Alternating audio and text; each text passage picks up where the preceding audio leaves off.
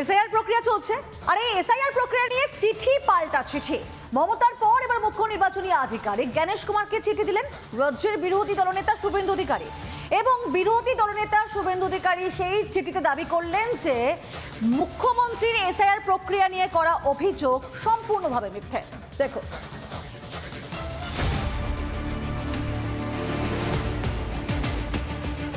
ভোটের আগে এসআইআর জুজু তৃণমূলের। সাংবিধানিক একটি প্রক্রিয়া রুখতে কসরতের কোনো অভাব ছিল না।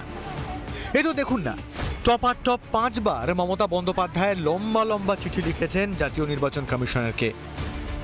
তবে মমতার ছেলে ভোলানোর দিন এখন অতীত। তাই তো মমতার চিঠির পাল্টা ফের জ্ঞানেশ কুমারকে চিঠি দিলেন শুভেন্দু অধিকারী।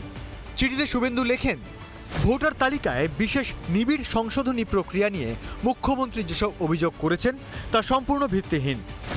রাজনৈতিক উদ্দেশ্য নিয়ে এই প্রক্রিয়া ভেস্তে দেওয়ার চেষ্টা চলছে। কারণ এই প্রক্রিয়ার মাধ্যমেই ভোটার তালিকায় দীর্ঘদিনের পচন ধরা পড়েছে।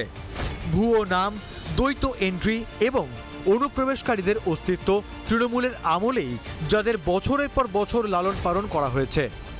এতে তাদের নির্বাচনী সম্ভাবনা ক্ষতিগ্রস্ত হচ্ছে বলেই এখন তারা আতঙ্কগ্রস্ত হয়ে এমন সব কৌশলের আশ্রয় নিচ্ছে।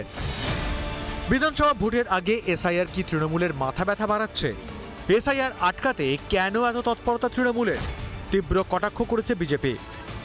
বিভিন্ন স্তরের যে অফিসাররা রয়েছেন তারা ম্যাক্সিমাম তৃণমূল অনুমোদিত বিভিন্ন অর্গানাইজেশন থেকে এসছেন। ফলে এখন কোনো মতেই তাদের কাছ থেকে নিরপেক্ষ অ্যাপ্রোচ আশা করার কোনো জায়গা নেই। তো সেটা ইলেকশন কমিশনকে বিরোধী দলনেতা স্পষ্টভাবে জানিয়েছেন, আমরাও জানিয়েছি। কারণ তাদেরকে দিয়ে চেষ্টা হচ্ছে ম্যানিপুলেট করে এখনও যাতে এসআইআর প্রক্রিয়াটাকে পুরোপুরি বিঘ্ন ঘটানো যায়। মুখে সংবিধান নিয়ে চিল চিৎকার তৃণমূলের, অথচ কাজে কাঁচকলা। বারবার এসআইআর বিরোধিতা করে সেই সংবিধানকেই অমান্য করছে তৃণমূল। ক্ষমতার স্বার্থ কি দেশের নিরাপত্তার থেকেও বড় তৃণমূলের কাছে? ভোট লুট করে এভাবে আর কতদিন গদি আঁকড়ে থাকবেন মাননীয়া? রিপাবলিক বাংলা।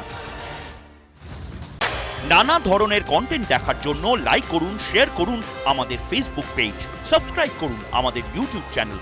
পাশাপাশি অন্যান্য ব্রেকিং নিউজের জন্য অবশ্যই চোখ রাখুন রিপাবলিক বাংলায়।